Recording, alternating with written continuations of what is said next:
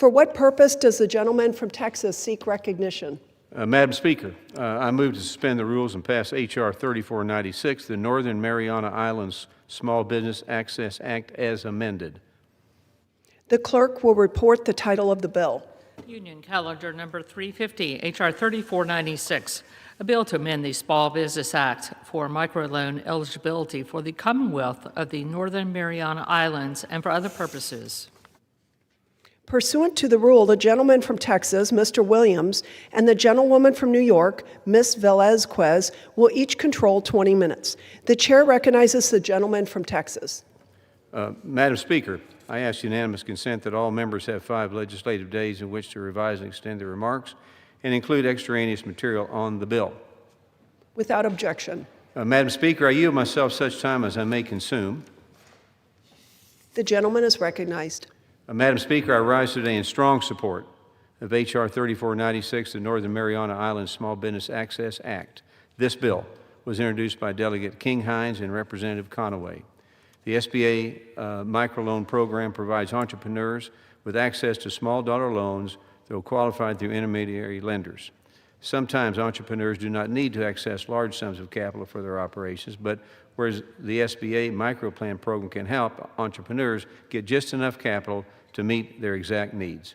Under current law, the SBA appropriations microloan program funding to intermediaries in 55 states and territories, and unfortunately, the Commonwealth of Northern Mariana Islands is excluded. This creates unnecessary barriers for small businesses in the Northern Mariana Islands by limiting opportunities for local entrepreneurship and economic growth. H.R. 3496 fixes this oversight and ensures that the Commonwealth of the Northern Mariana Islands is included within the geographic scope of the SBA microloan program, increasing the number of states and territories eligible to receive microloan program funding from 55 to 56. Expanding eligibility for the microloan program will help spur entrepreneurship, strengthen local economies, and ensure that small businesses in all states and territories have a fair opportunity to grow. So I urge my colleagues to support H.R. 3496, and I reserve the balance of my time. The gentleman reserves. The gentlewoman from New York is recognized. Thank you, Madam Speaker. I yield myself such time as I may consume. I rise in support of H.R. 3496, the Northern Mariana Islands Small Business Act. This is a straightforward but important bill that expands access to SBA microloan program to small businesses in the Commonwealth of the Northern Mariana Islands. These small businesses face unique challenges as geographic isolation leads to higher costs for goods and services, and their economy is heavily reliant on tourism, which can ebb and flow with the economy and natural disasters. Having access to affordable credit gives small businesses the ability to weather the storms and economic uncertainty and fully prepare for the next opportunity. The extension of the microloan program to CNMI will be critical to support business growth, create jobs, and stimulate the local economy. I have long supported efforts to ensure the territories have full access to SBA products and services. In previous Congresses, I worked with then Representative Sablan to establish an SBDC center in CNMI, and I also worked to ensure that CNMI have access to the microloan program as part of a more comprehensive bill. Unfortunately, the bill to improve the microloan program was not enacted into law. I am glad to working across the aisle again to make sure territory receive full access to SBA services. I urge members to support this important bill, and I reserve the balance of my time. The gentlewoman reserves. The gentleman from Texas is recognized. Thank you, Madam Speaker. I now yield as much time as she may consume to my good friend, Ms. King-Hines from the great Commonwealth of the Northern Mariana Islands. Madam Speaker, I rise today in strong support of my bill, H.R. 3496, as amended the Northern Mariana Islands Small Business Access Act. This bill would include my district, the Northern Mariana Islands, in the Small Business Administration's microloan program. The microloan program issues loans of $50,000 or less at low interest rates to help small businesses that may be unable to access capital elsewhere grow their businesses or create jobs. Since the program became operational in 1992, it has issued over 69,000 loans totaling over $900 million and supported over 250,000 American jobs. Despite the program's impressive impact for Americans across the country, the Northern Mariana Islands is the only state or territory not explicitly included under the law. This bill will simply add the CNMI to be eligible for the program alongside every other territory. The CNMI is currently facing an economic crisis following the collapse of our primary industry, which is tourism. Local small businesses are struggling to get approved for affordable loans, in part because of this economic uncertainty. Gaining access to this program could help local entrepreneurs make the investments they need to help put our economy on more solid footing. I thank my co-lead on the bill, Representative Conway, for his steadfast support, as well as Representatives Cisneros and Goodlander for also co-sponsoring this legislation. I'd also like to thank Chairman Williams and Ranking Member Velasquez for their support and help in bringing this bill to the floor. Again, my bill simply adds my district to the microloan program that is already available to all other Americans. I urge all of my colleagues to support this bipartisan, common sense, no-cost bill. Thank you, Madam Speaker. I yield back. Reserve. The gentleman reserves. The gentlewoman from New York is recognized. Madam Speaker, I have no further speaker. I'm prepared to close. The gentlewoman reserved. Madam Speaker, we have no further speakers, and I'm prepared to close, and I reserve the balance of my time. Gentleman is recognized. Thank you, Mr. Speaker. I urge my The gentleman will suspend. Madam Speaker, I urge my colleagues to support this legislation, and I yield back the balance of my time. The gentlewoman suspends, yields back. The gentleman from Texas is recognized. Okay, Madam Speaker, we have no further speakers, and The gentleman is recognized. all right. And I want to thank you again, Madam Speaker, and urge my colleagues to support H.R. 3496 to bring access to capital for small businesses in the Northern Mariana Islands, and I yield back. The question is, will the House suspend the rules and pass the bill H.R. 3496 as amended? Those in favor say aye. Those opposed, no. In the opinion of the chair, 2/3 being in the affirmative, the rules are suspended, the bill is passed, and without objection, the motion to reconsider is laid on the table. For what purpose does the gentleman from Texas seek recognition? Madam Speaker, I move to suspend the rules and pass H.R. 5763, the Main Street Parity Act. The clerk will report the title of the bill. Union Calendar Number 354, H.R. 5763, a bill to amend the Small Business Investment Act of 1958 to modify the criteria for loans for plant acquisition, construction, conversion, or expansion, and for other purposes. Pursuant to the rule, the gentleman from Texas, Mr. Williams, and the gentlewoman from New York, Ms. Velasquez, will each control 20 minutes. The chair recognizes the gentleman from Texas. Thank you, Madam Speaker, and I ask unanimous consent that all members have 5 legislative days in which to revise and extend their remarks and include extraneous material on the bill. Without objection. Madam Speaker, I yield myself such time as I may consume. The gentleman is recognized. Madam Speaker, I rise today in strong support of my bill, H.R. 5763, the Main Street Parity Act. I would also like to thank my friend Representative Simon from the great state of California for joining me in co-leading this bipartisan effort. The SBA's 504 loan program is an important tool that helps small businesses obtain affordable financing for the acquisition of fixed assets such as land, buildings, and heavy machinery. To obtain a 504 loan, a small business owner must contribute 10% of the total project cost as a form of down payment. However, if a small business is seeking financing to build something like a surgery center or a nursing home, the SBA imposes additional equity requirements because these properties are deemed limited purpose. This initial equity injection was required because limited purpose properties were believed to be at a higher risk of default. Years of data show that this assumption is incorrect, and in fact, many businesses facing these increased costs were at a lower risk of default than the broader 504 portfolio. So it's time to bring parity to Main Street and remove the unnecessary lender barriers based on outdated assumptions. I urge my colleagues to vote yes on H.R. 5763, and I reserve the balance of my time. The gentleman reserves. The gentlewoman from New York is recognized. Thank you, Madam Speaker. I yield myself such time as I may consume. Madam Speaker, I rise in support of H.R. 5763, the Main Street Parity Act.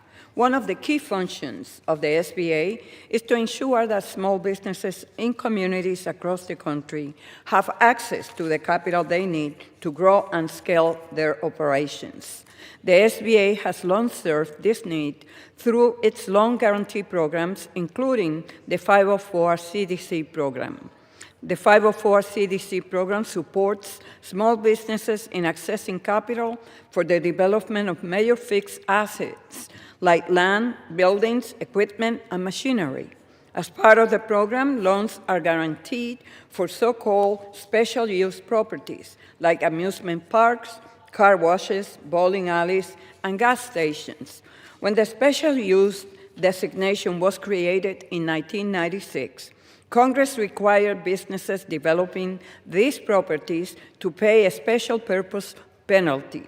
The penalty requires these businesses to provide at least 15 to 20% equity instead of the minimum 10% for standard 504 CDC loans. While the additional equity requirement served an important safeguard for the program when first enacted, we have seen over time that the extra risk is not as great as anticipated. In the past 30 years, technological developments and time has shown that many of these properties can be successfully repurposed for alternative uses, increasing the market pool of potential buyers. Further, the charge-off rates for special purpose and standard loans are similar, demonstrating that these loans pose no greater risk than regular 504 loans. Because of its limited risk, the special use penalty is no longer necessary.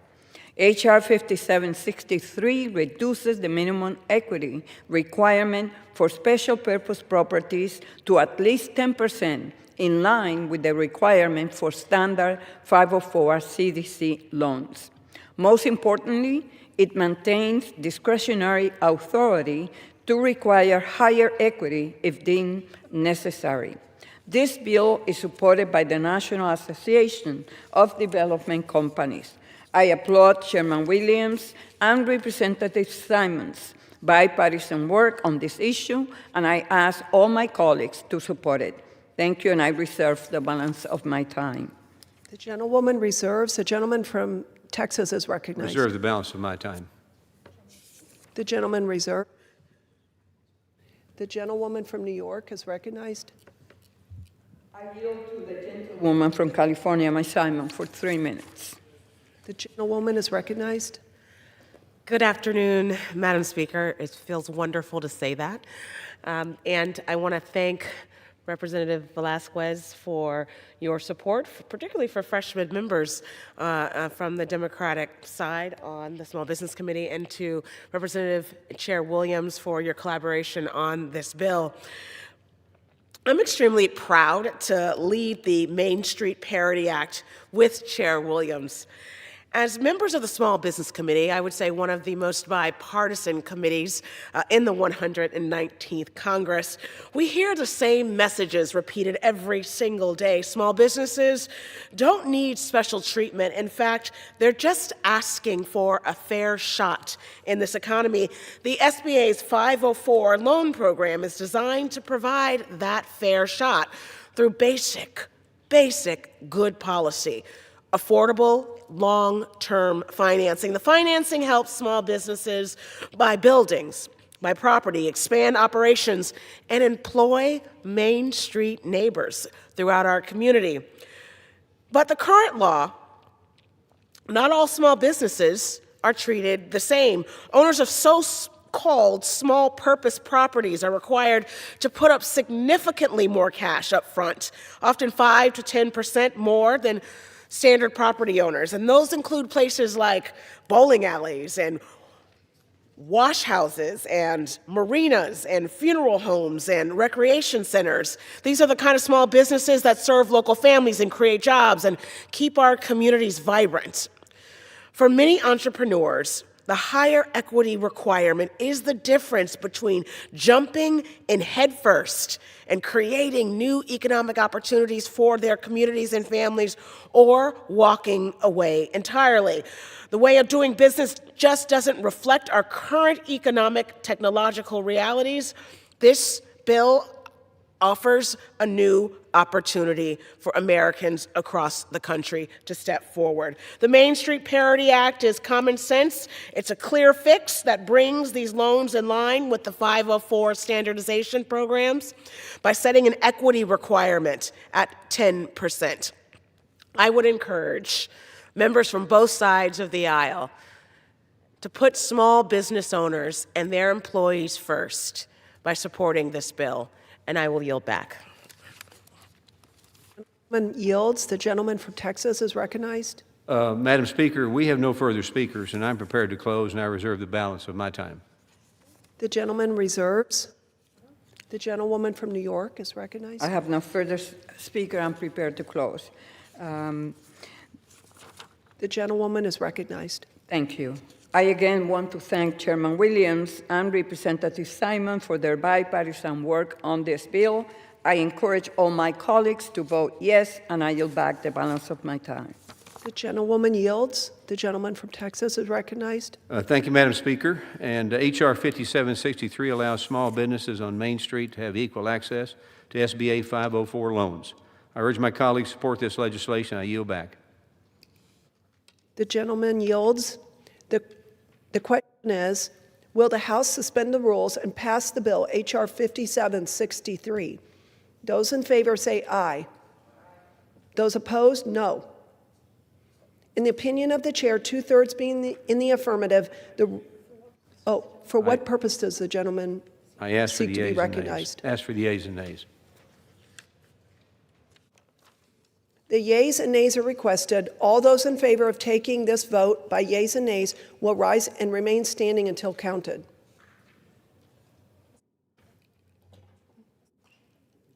A sufficient number having risen, the yeas and nays are ordered. Pursuant to Clause 8 of Rule 20, further proceedings on this question will be postponed.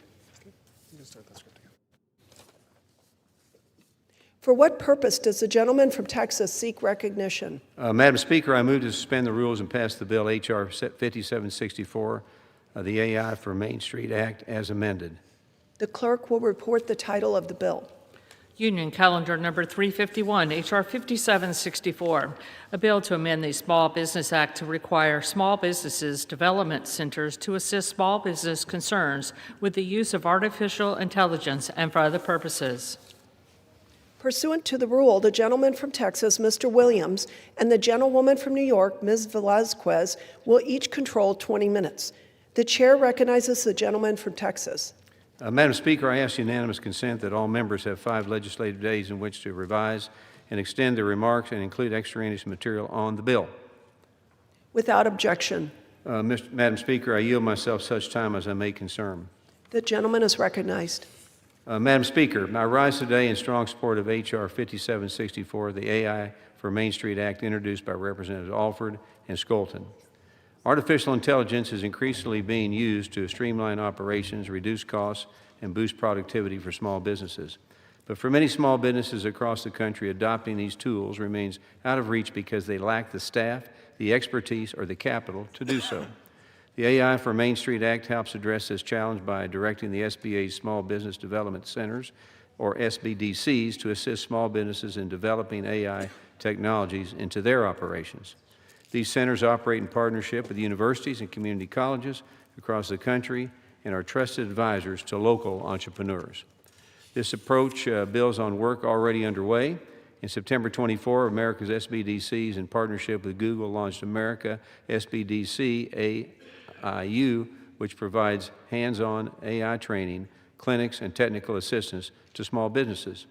This bill builds on the effort by requiring the SBDC network to have a core duty to assist entrepreneurs nationwide in fighting AI in their businesses. As artificial intelligence becomes a core driver of productivity and competitiveness, Main Street cannot be left behind. I urge my colleagues to support H.R. 5764, the AI for Main Street Act. Thank you, and I reserve the balance of my time. The gentleman reserves. The gentlewoman from New York is recognized. Thank you, Madam Speaker. I yield myself such time as I may consume. I'm pleased to support the AI for Main Street Act, which would allow SBDCs to assist small business owners on how to evaluate artificial intelligence. I commend Mr. Alford and Ms. Colton for working together on this bipartisan legislation. AI has the potential to boost productivity, enhance customer service, and save costs. And while it is becoming increasingly common for small businesses to use AI to streamline their operations, many still do not have access to it responsibly.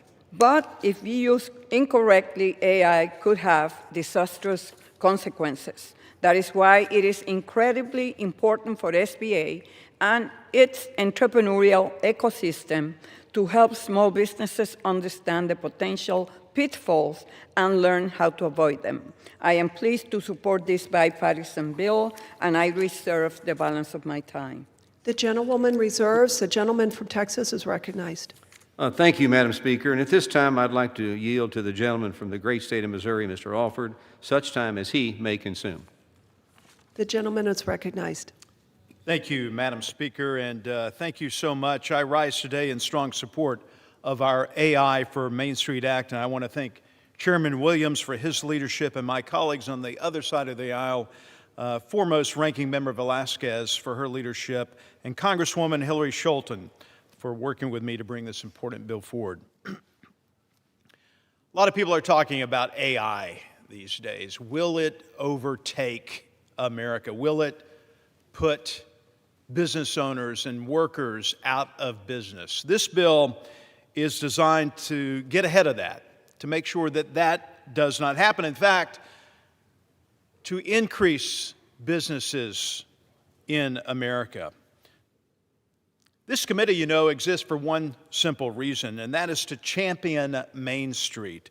The small businesses that line our town squares, that power our farms, support our hospitals, and employ nearly half of the American workforce. And right now, Main Street stands at the doorstep of a major transformation because the AI revolution is not just coming, it's already here.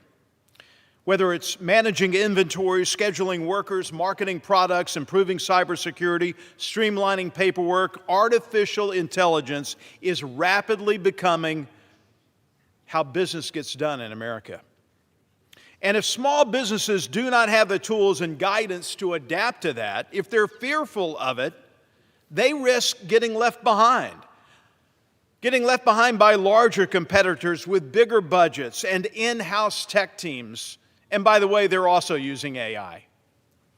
Well, that's exactly what this bill addresses. The AI for Main Street Act directs Small Business Development Centers, SBDCs, to provide counseling, training, and outreach to help small businesses safely evaluate and adopt artificial intelligence tools.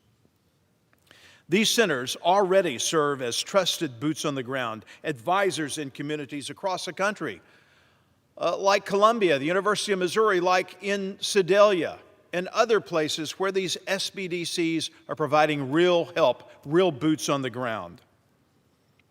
Entrepreneurs rely on them for practical guidance and real-world help that works for their businesses. This bill builds on existing efforts like America's SBDC IAU program and ensures that AI support is consistent, accessible, and nationwide, not just in major metro areas, but in rural towns, manufacturing hubs, and agricultural communities like those I represent in Missouri's 4th Congressional District.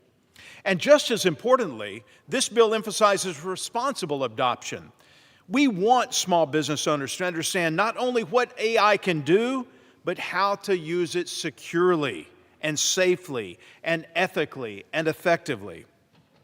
This is not about replacing people. It is about empowering people.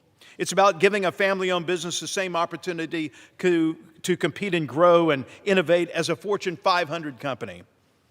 I am proud of this legislation and how it advanced out of committee with bipartisan support, strong bipartisan support. I appreciate the strong backing from our colleagues on both sides of the aisle who recognize that innovation and small business growth should never be partisan issues. At the end of the day, when Main Street succeeds, America succeeds. The AI for Main Street Act helps ensure that our entrepreneurs are not spectators in the next wave of innovation, but our small business owners are leaders in this revolution. Thank you, Madam Speaker, and I yield back. The gentleman yields back. Reserve the balance of my time. The gentleman reserves. The gentlewoman from New York is recognized. Madam Speaker, I have no further speaker. I'm prepared to close. I commend the sponsors for working together on this important legislation to provide small businesses with the training they need, and I yield back the balance of my time. The gentlewoman yields. The gentleman from Texas is recognized. Madam Speaker, H.R. 5764 will give small businesses the AI resources and tools directly for the SBDCs across this country. And I urge my colleagues to support this common sense legislation, and I yield back. The gentleman yields. The question is, will the House suspend the rules and pass the bill H.R. 5764 as amended?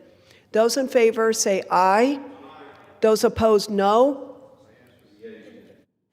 In the opinion of the chair, 2/3 being in the affirmative,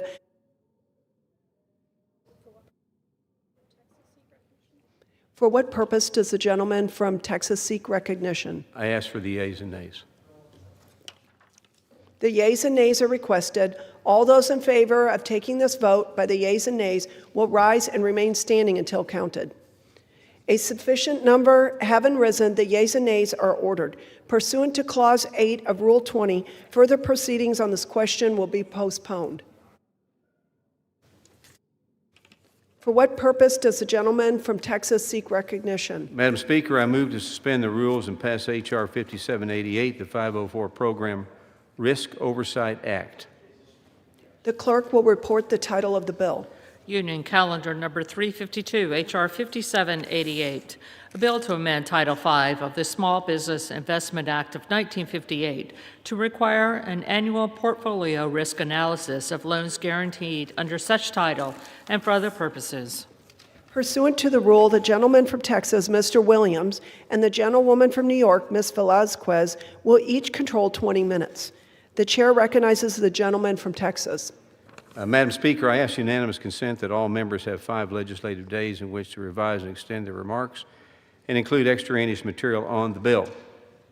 Without objection. Madam Speaker, I yield myself such time as I may consume. The gentleman is recognized. Thank you, Madam Speaker. Madam Speaker, I rise today in strong support of H.R. 5788, the 504 Program Risk Oversight Act, introduced by Representatives Tran and Petronas. This bipartisan piece of legislation would give Congress greater accountability and oversight of the SBA's 504 loan program by requiring the SBA to provide Congress and the public with annual, data-driven assessments of the 504 loan portfolio. The 504 program is an incredibly important tool that helps small businesses obtain long-term fixed-rate financing, like the acquisition of fixed assets such as land, buildings, and heavy machinery. In fiscal year 2025, the program supported $7.8 billion in loans to small businesses nationwide. Specifically, H.R. 5788 would require the SBA to provide Congress with annual reports on the health of the 504 loan portfolio. This would include an analysis of any risk to the program broken down by multiple data points, including industry concentration, loan age, and gross dollar amount. These reports would be made available to the public within 7 days of being provided to Congress. So the transparency measures in this bill are particularly important in light of the House passage of my bill, H.R. 3174, the Made in America Finance Act, which raised the loan limit for American manufacturers under the SBA's 7A and 504 loan programs to $10 million. I hope it will quickly move through the Senate and to President Trump's desk. H.R. 5788 marks a critical step toward identifying and mitigating risk early, strengthening the long-term viability and affordability of the 504 loan program, and ensuring continued support for the American entrepreneurs. With that, I urge my colleagues to vote yes on H.R. 5788, and I reserve the balance of my time. The gentleman reserves. The gentlewoman from New York is recognized. Thank you, Madam Speaker. I yield myself such time as I may consume. The gentlewoman is recognized. Madam Speaker, I rise in support of the bill before us today, H.R. 5788, the 504 Program Risk Oversight Act. Transparency is key to ensuring the proper operation and functioning of the SBA lending programs, including the 504 CDC program. And this bill will give our committee the information necessary to carry out our oversight authority. Federal law requires the SBA Office of Credit Risk Management to conduct an annual portfolio risk analysis of the SBA flagship 7A loan program and provide Congress with a detailed report of the results. This report has been crucial in Committee Democrats' investigation into the rising default levels in the 7A program and has helped us respond accordingly. Unfortunately, no statutory reporting requirement exists for the 504 CDC loan program. H.R. 5788 will fix that by adding a requirement that the SBA conduct an annual risk analysis of the 504 CDC program and provide Congress with the results.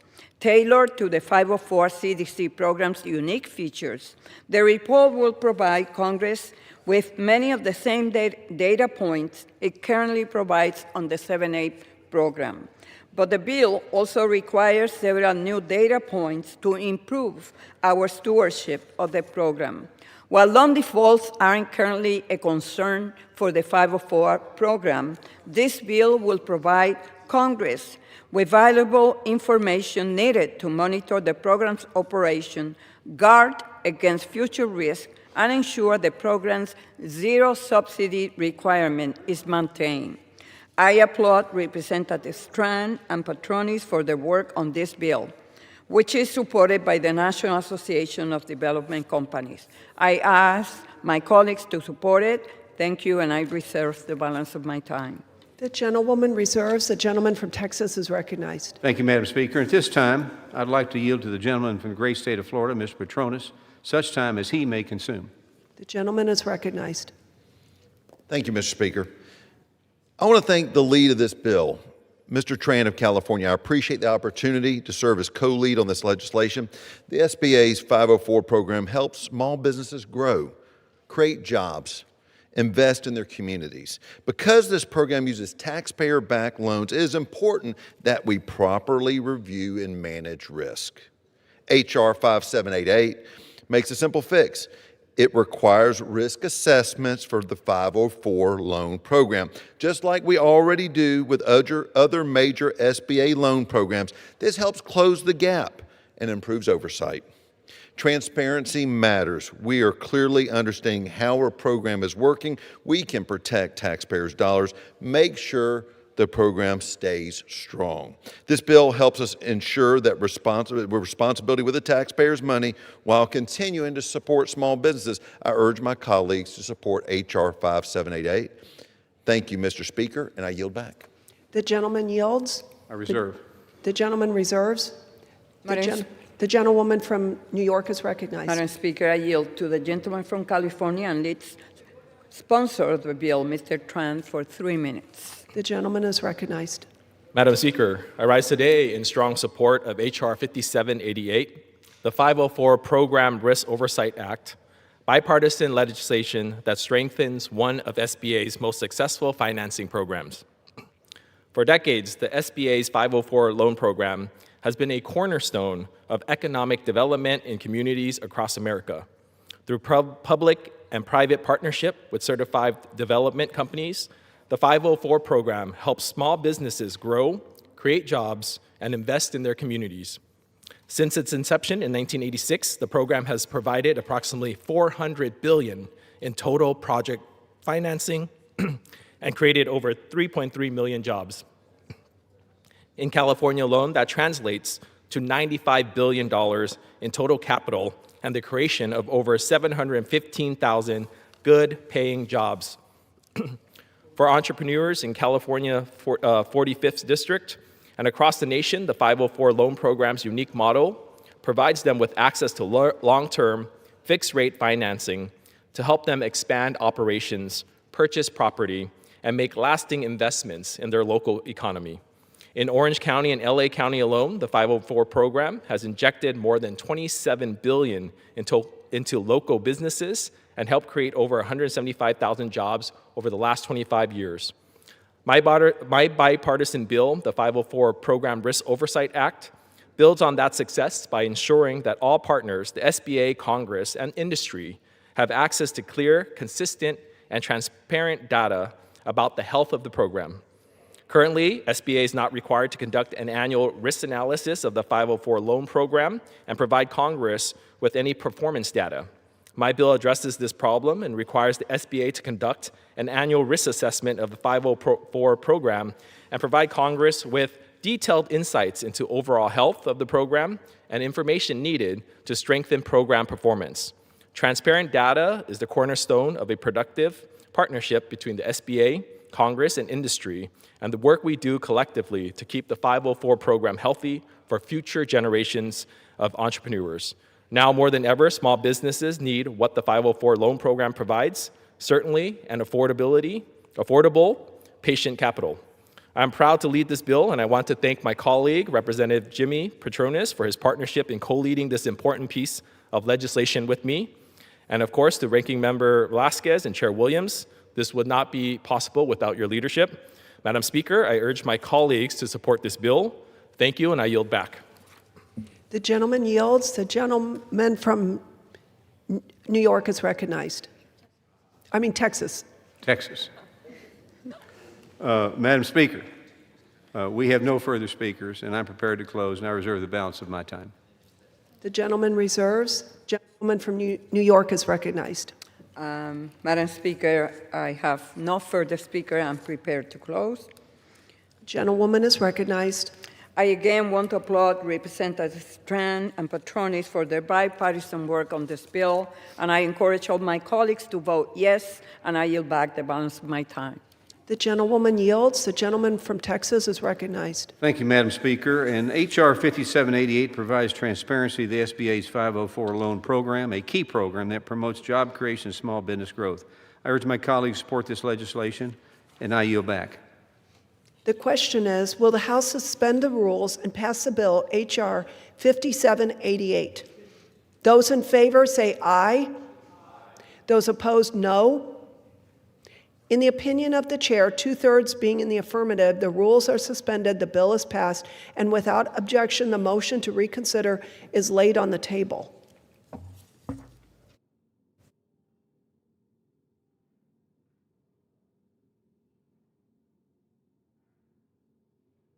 Purpose does the gentleman from Texas seek recognition? Madam Speaker, I move to suspend the rules and pass the bill H.R. 5784, the AI Wise Act.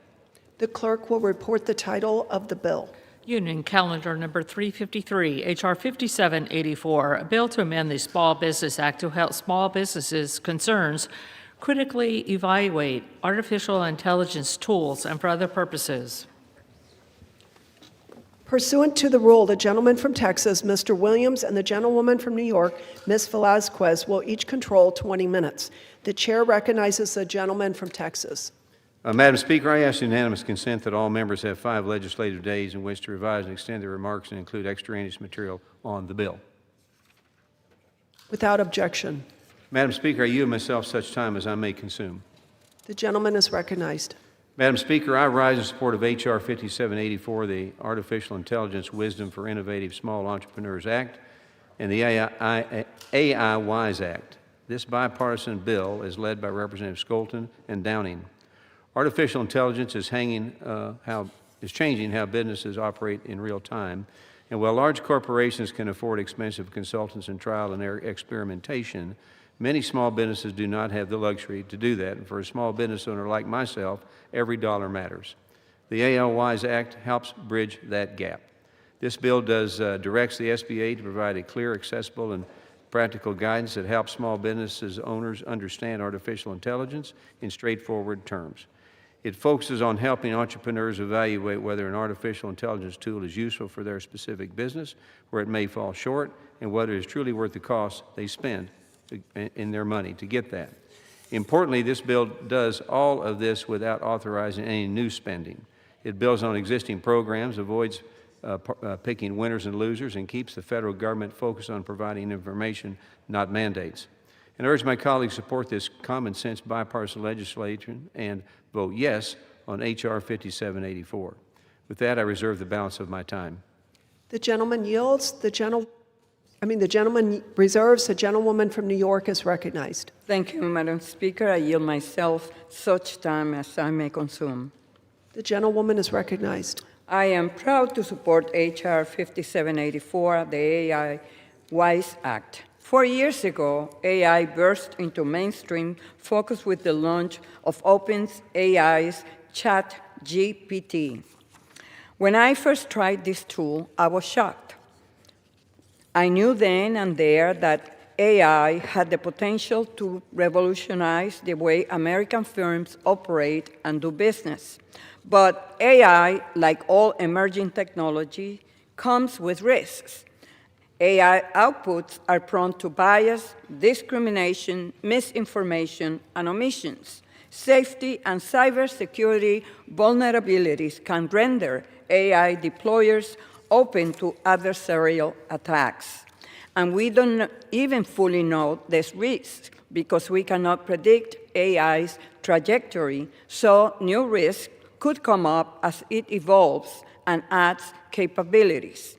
We have all seen reports of Gen AI gone wrong, with episodes ranging from customer service chatbots at car dealerships offering to sell pickup trucks for $1 to general-purpose chatbots advising small businesses to break the law. In other words, a small business using a flawed AI model risks steep reputational and legal harm. Many of these incidents are attributable simply to AI's current technological immaturity and the growing pains that come with its ongoing revolution. This is why AI literacy is crucial for small businesses to keep up with the larger competitors considering and adopting AI.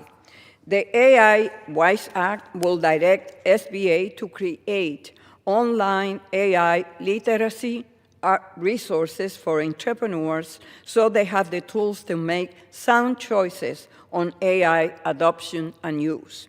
It will also direct the SBA to keep the resources updated on innovations in AI technology through an expert working group. Finally, the bill will allow the SBA resource partners to develop specialized and localized assistance to best educate their communities. I thank my colleagues, Ms. Colton and Mr. Downing, for collaborating over the last 2 years to bring this bill to the floor.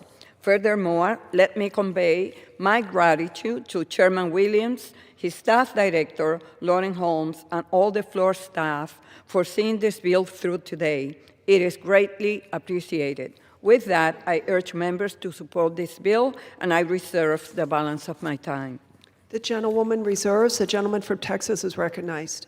Thank you, Madam Speaker. And at this time, I would like to introduce the gentleman from the great state of Montana, Mr. Downing, such time as he may consume. The gentleman is recognized. Thank you, Madam Speaker. I rise in strong support of H.R. 5784, the AI WISE Act. This legislation will provide essential resources for small businesses to support their efforts to adopt AI. Small businesses are optimistic about the potential of AI. Capabilities like machine learning and language processing are becoming critical tools for businesses seeking streamlined operations like workforce recruitment, marketing, and strategy development. However, businesses with substantial and stable access to capital tend to be better positioned for technology adoption and dealing with its ramifications. Small businesses, on the other hand, including businesses in rural communities like my home district in central and eastern Montana, often lack the resources and information needed to facilitate technology adoption. For example, According to a 2025 report from the U.S. Chamber of Commerce, 59% of small businesses in Montana have adopted AI into their operations. While this figure may seem significant, it pales in comparison to the near universal adoption of AI that we see with Fortune 500 companies. That's why I'm proud to co-lead H.R. 5784, the AI Wise Act, with my colleague, Representative Skolton. The AI Wise Act directs the Small Business Administration, the SBA, to establish educational resources on AI for small businesses through its online learning platform. In doing so, this legislation seeks to provide small businesses with the technical and practical knowledge needed to best navigate AI adoption. The scope of this educational material will include resources for small businesses on how AI models work, how businesses can identify tasks with AI and can effectively perform, the best practices for coordinating with third-party providers and protecting data privacy. I would like to thank my colleague, Representative Skolton, for co-leading this legislation with me. The AI Wise Act will ensure small businesses have the information that they need to most effectively utilize AI to bolster their entrepreneurship. I urge my colleagues to vote in support of this legislation, and with that, I yield back my time. The gentleman yields. The gentleman reserves. The gentlewoman from from New York is recognized. I have no further speaker. I'm prepared to close. A woman is recognized. I commend Ms. Colton and Mr. Downing for their dedication to our nation's innovative small enterprises, and I urge my colleagues to support H.R. 5784. With that, I yield back the balance of my time. The gentlewoman yields. The gentleman from Texas is recognized. Thank you, Madam Speaker, and we cannot leave Main Street behind in the adoption of AI. I urge my colleagues vote yes on this legislation, and I yield back. The gentleman yields. The question is, will the House suspend the rules and pass the bill H.R. 5784? Those in favor say aye. Those opposed, no. In the opinion of the chair, 2/3 being in the affirmative, the rules are suspended, the bill is passed, and without objection, the motion to reconsider is laid on the table. Okay.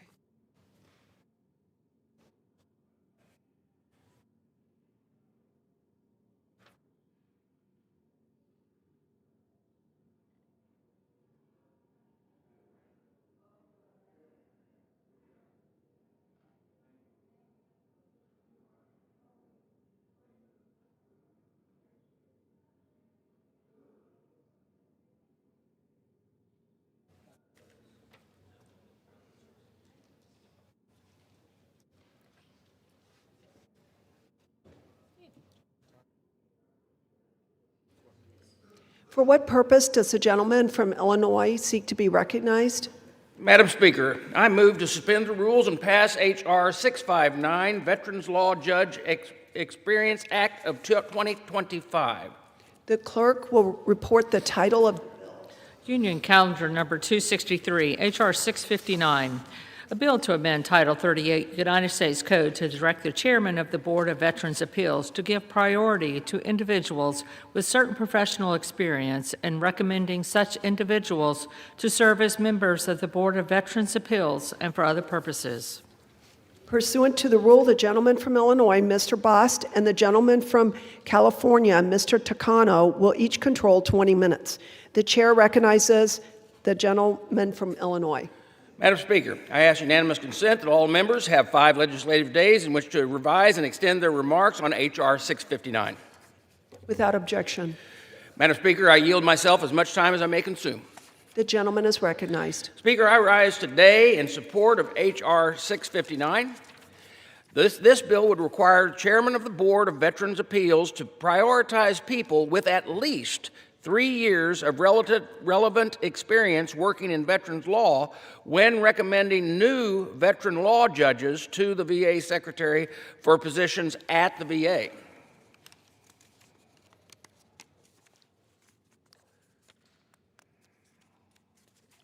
This legislation does not alter the criteria the board currently uses to evaluate judges, and it does not restrict the board chairman from recommending other qualified candidates.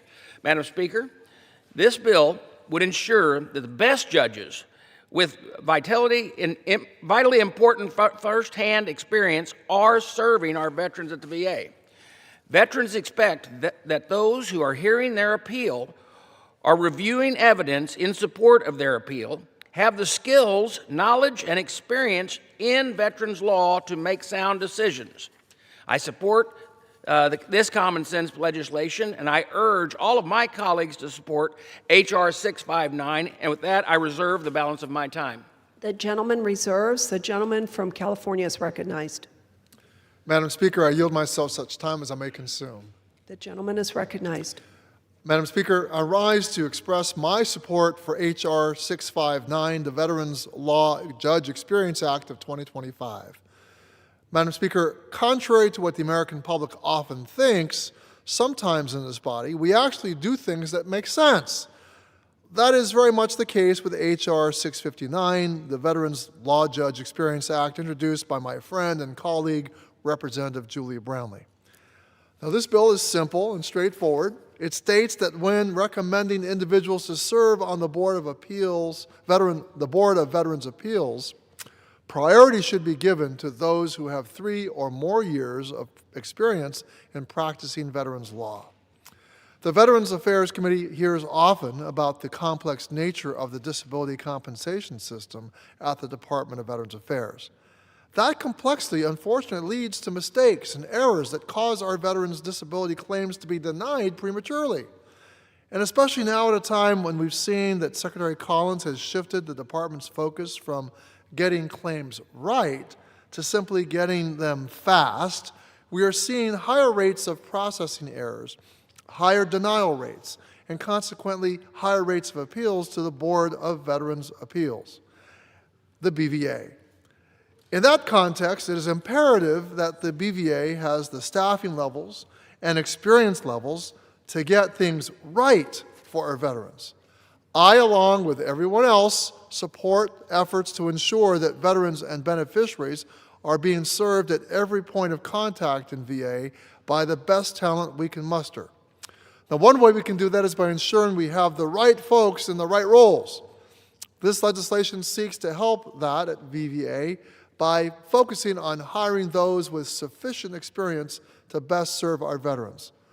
We can and should look to staff the Board of Veterans Appeals with attorneys that have demonstrated expertise in this area, attorneys who are experienced and who can see beyond quotas and metrics to apply the law to the maximum benefit of veterans at the heart of the process. So, Madam Speaker, I strongly support H.R. 659 and urge my colleagues to do the same. I also want to mention another bill that the House should take up, which would further improve the BVA. H.R. 2303, introduced by Representative Morgan McGarvey, increases the promotion potential for attorneys at the Board of Veterans Appeals. I know that my colleagues on the other side of the aisle balk at anything that might result in civil servants receiving more compensation. But if we agree that we need to hire board attorneys with greater experience, and we are asking them to do more work, and more complex work at that, we ought to see fit to pay them what they're worth. So I hope that my colleagues see fit to advance that bill very soon as well. Now, with that, Madam Speaker, I reserve the balance of my time. The gentleman reserves. The gentleman from Illinois is recognized. Reserve. The gentleman reserves. The gentleman from California is recognized. Madam Speaker, at this time I'd like to yield as much time as she may consume my good friend, the ranking member of the Subcommittee on Health and the author of this legislation, Ranking Member Julia Brownlee. Let me just say before I actually turn it over to her that I want to, in recognition of her announced retirement, she's going to be with us for the rest of the year, but I don't know if I'll ever have a chance to have this moment on the floor with her again. So I just want to point out that she was the leader of the very first Women Veterans Task Force that resulted in the Deborah Sampson Act, which unfortunately is really substantively the bill that she put forward and is really the real author of, but it carries somebody else's name. The same with the Elizabeth Dole Act, amazing piece of legislation, amazingly substantive, and the Elizabeth Dole Act has laid the groundwork for our senior veterans who want to age in place at home. That and many other pieces of legislation as the chair and then ranking member of the subcommittee on health. It's with a heavy heart that I yield to my good friend and colleague from California, Julia Brownlee. The gentlewoman is recognized. Thank you, Madam Speaker, and thank you, Ranking Member, for yielding, and thank you for the very kind words. I appreciate it very, very much. And I thank the Chairman and the Ranking Member for their support of this bill, the Veterans Law Judge Experience Act, and for their work to bring it to the floor today. Every day, far too many veterans across this country are waiting for a VA benefit decision, but not only for the benefits they are due, but for the stability, the security, and the relief that comes with these benefits.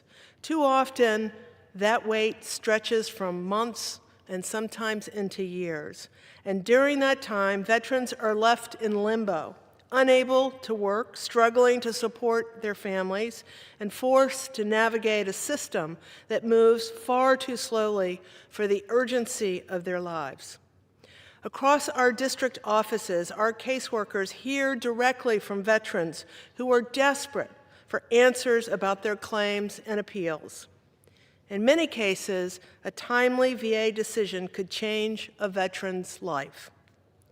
Yet even after waiting for an initial decision, they may need to appeal their case to the Board of Veterans' Appeals, where they face more months and often years of additional delay. Veterans deserve a system that works with the same urgency and seriousness with which they served our nation. But in recent years, despite hiring new veteran law judges, the board has often lacked the experienced personnel needed to move cases efficiently and accurately. This is in part due to the fact that in February 2020, the long-standing experience requirement for the veteran law judges was eliminated, opening the door to hiring judges without a background in veterans law. While we respect the commitment of those entering this workforce, the reality is that lengthy training periods slow decisions, increase errors, and leave veterans waiting even longer for answers. The Veterans Law Judge Experience Act takes a practical, common sense, and targeted step to address this challenge, to encourage the Board of Veteran Appeals to prioritize hiring judges with at least 3 years of veterans law experience. That means more cases decided, fewer delays, and stronger retention of professionals who already understand this complex and deeply consequential area of the law. Hiring experienced veteran law judges will help speed the appeals process, improve the accuracy of decisions, and reduce unnecessary appeals to the U.S. Court of Appeals for veteran claims. According to the Department of Veteran Affairs, there are approximately 200,000 pending appeals before the board today. 200,000 pending appeals before the board today. Further, a GAO audit spanning 2019 to 2022 showed that the U.S. Court of Appeals for veteran claims either partially or fully remanded more than 80% of veteran cases back to the board, resting the clock and compounding delays. Madam Speaker, our obligation to veterans does not end when they no longer serve in uniform. It continues in how we care for them, how we honor their service, and how seriously we take the responsibility to deliver the benefits they have earned. That is what guides my work on the House Veteran Affairs Committee and why I am proud to see this bipartisan bill move forward. By strengthening the expertise of the Board of Veteran Appeals, we can reduce the backlog, restore trust in the system, and ensure that veterans receive the timely and fair decisions they deserve. I respectfully urge my colleagues to vote yes on this bill, which passed the House Veterans Affairs Committee with overwhelming bipartisan support. Thank you, Mr. Chair, and I yield back. The lady from California yields. The gentleman from California reserves. The chair recognizes the gentleman from Illinois. Mr. Speaker, we have no more speakers. I'm ready to close, and I reserve the balance of my time. Gentleman from Illinois reserves. The gentleman from California is recognized. Mr. Speaker, I have no more speakers, and I'm prepared to close. The gentleman is recognized. Mr. Speaker, I encourage my colleagues to vote yes on H.R. 659, the Veterans Law Judge Experience Act of 2025. It's clear to me from the words on the floor from the ranking member of the Health Subcommittee, Julia Brownlee, that this bill is wise, it is warranted, it is well thought out, and the arguments for it are about helping our veterans receive their claims, get their claims approved in a timely manner. And again, I would like to repeat my sentiment that we appreciate her service to this body, and she has left an indelible mark on veterans policy, on veterans affairs, and I look forward to serving the balance of this year with my colleague and congratulate her on a brilliant career in the House of Representatives. And I yield back. Gentleman from California yields. The chair recognizes the gentleman from Illinois. Thank you, Mr. Speaker. I'd also like to say congratulations to the gentlewoman from California for her time and service here, and wish her the best. Hopefully we still have a lot of things to get done, to working together. And this bill is a very good bill, and with that, Speaker, I once again encourage all members to support this legislation, and I yield back the balance of my time. The gentleman from Illinois yields the balance of his time. The question is, will the House suspend the rules and pass the bill H.R. 659? Those in favor say aye. Those opposed, no. In the opinion of the chair, 2/3 being in the affirmative, the rules are suspended. The bill is passed, and without objection, the motion to reconsider is laid on the table. For what purpose does the gentleman from Illinois seek recognition? Speaker, I move to suspend the rules and pass H.R. 1663, the Veterans Scam and Fraud Evasion Act of 2025, or the VSAFE Act of 2025, as amended. The clerk will report the title of the bill. H.R. 1663, a bill to amend Title 38 United States Code to establish in the Department of Veterans Affairs a Veterans Scam and Fraud Evasion Officer and for other purposes. Pursuant to the rule, the gentleman from Illinois, Mr. Bost, and the gentleman from California, Mr. Takano, each will control 20 minutes. The chair recognizes the gentleman from Illinois. Speaker, I ask unanimous consent that all members have 5 legislative days in which to revise and extend their remarks on H.R. 1663 as amended. Without objection. Speaker, I yield myself as much time as I may consume. Gentleman is recognized. Thank you, Mr. Speaker. Speaker, I rise today in support of H.R. 1663 as amended, offered by Representative Calvert from California. This bill would protect veterans from scams and fraud that may target the benefits they earned through service. Too many veterans, along with their families, caregivers, and survivors, are being hit with savvy fraud schemes designed to steal personal information, drain bank accounts, and even redirect VA benefits to bad actors. And when these scams happen, veterans often don't know where to turn inside the federal system. And the VSAFE Act would take direct action to fix this issue. This bill would add dedicated veteran scam and fraud evasion officers' positions to the Department of Veterans Affairs. This would rightfully build up VA's fraud prevention and response efforts across VA. So this problem is treated like a real threat, not just an afterthought. Representative Calvert's bill would also require VA to improve communications during urgent fraud incidents. So veterans and their families are not left in the dark while scammers continue to strike. By building up the VA's existing anti-fraud tools and adding new ones where necessary, we can combat fraud head-on. Speaker, at the end of the day, veterans should never lose their hard-earned benefits because the system failed to protect them from criminals. The VSAFE Act should strengthen the accountability, improve prevention, and give veterans the support and protection they deserve. This bill takes an important step towards safeguarding veterans, strengthening trust in the VA system, and I'm proud to support it. I urge all of my colleagues to support H.R. 1663 as amended. And with that, Speaker, I reserve the balance of my time. Gentleman from Illinois reserves. Gentleman from California is recognized. Mr. Speaker, I yield myself such time as I may consume. Without objection. Mr. Speaker, I rise to speak in hesitant support of H.R. 1663, the Veterans Scam and Fraud Evasion, or VSAFE Act, as amended. Now, I fully support the intention of this bill and strongly encourage the Department to fully resource the VSAFE program established under President Biden. However, the actions taken by the Trump administration over the last year will significantly hinder the great work that has been accomplished by the VSAFE Task Force, the Federal Trade Commission, and the Consumer Financial Protection Bureau, which is unfortunately more pressing than ever. According to the Federal Trade Commission, veterans reported some of the highest numbers of fraud complaints and greatest total losses in 2024, amounting to nearly $600 million. Veterans also continually face higher losses than their civilian counterparts, with median losses reported around $700, which is over $200 higher than the general population. Now, both the FTC and the CFPB have done important work in identifying the most pressing scams and fraudulent activities that target veterans and their families.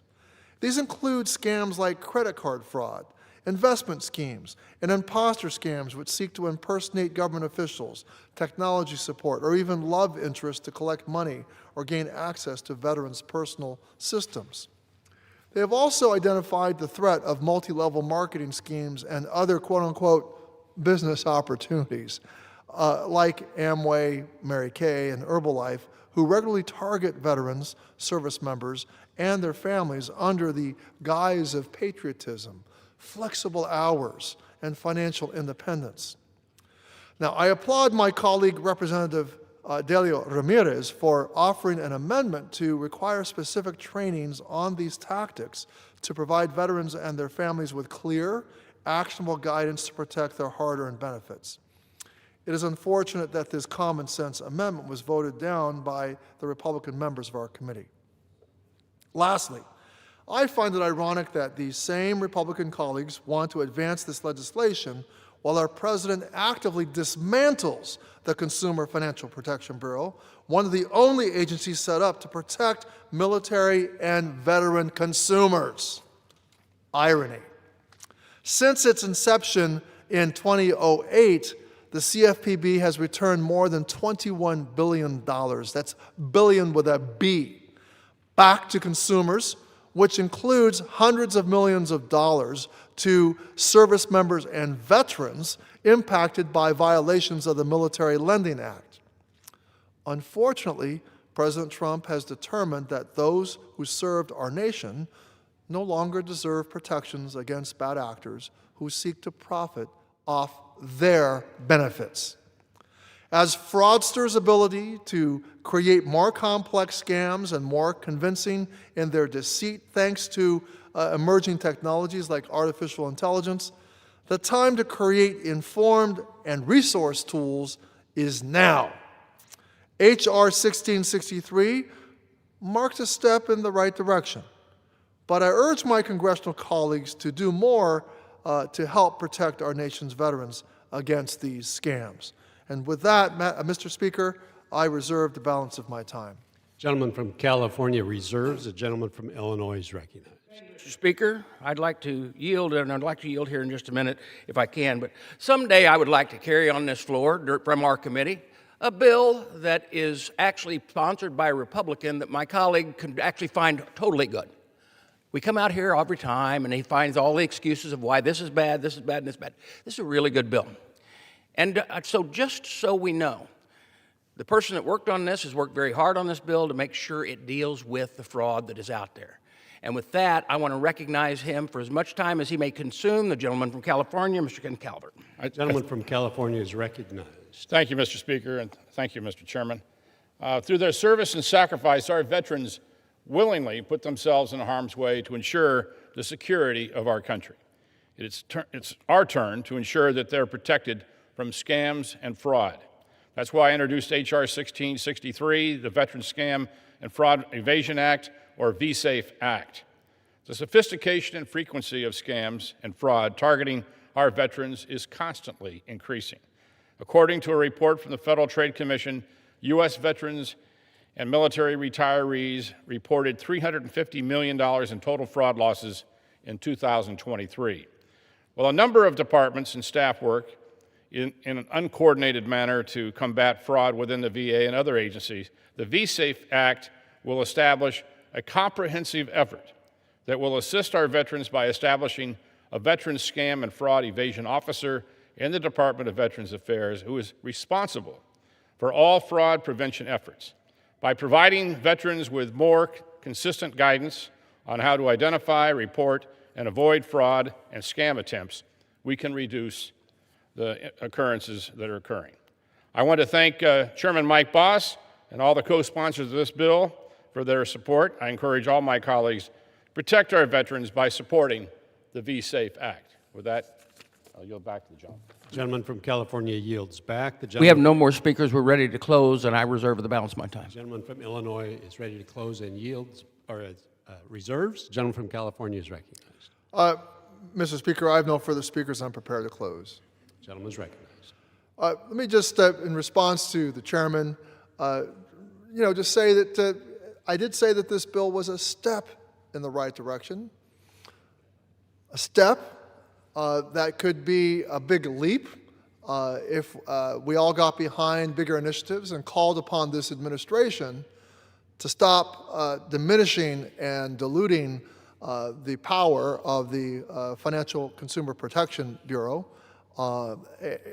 The results of protecting military service members and veterans by that particular agency are undisputed, and it became particularly impactful when it was in full force.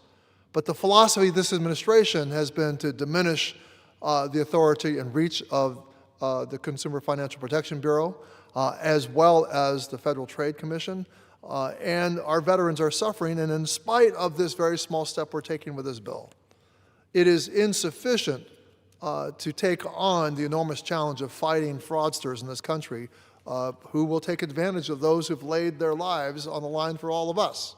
But with that, I do urge my colleagues to support this legislation, and I'll intend to vote yes, and I yield back the balance of my time. Gentleman from California yields. Gentleman from Illinois is recognized to close. Thank you, Mr. Speaker. I would like to encourage all of my members to support this piece of legislation. I think it's a wonderful piece of legislation. It's way overdue. And with that, I will yield back the balance of my time. The question is, will the House suspend the rules and pass the bill H.R. 1663 as amended? Those in favor, say aye. Those opposed, no. In the opinion of the chair, two-thirds being in the affirmative, the rules are suspended, the bill is passed, and without objection, the motion to reconsider is laid on the table.